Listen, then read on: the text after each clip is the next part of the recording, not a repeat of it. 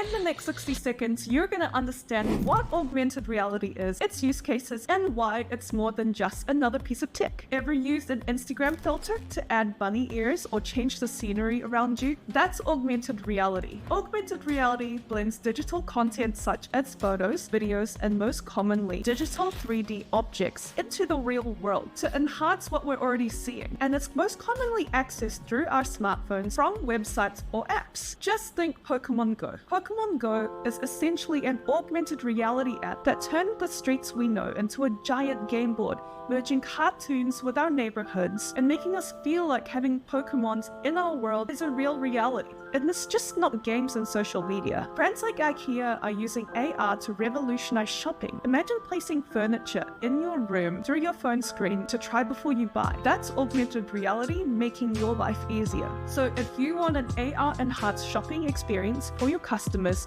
while increasing conversions and reducing product returns, just hop on our website, Paper Balloon, and augmented reality try before you buy software that any e-commerce brand can plug into their website with little to no coding. Make sure you get on our website and book a consultation with us.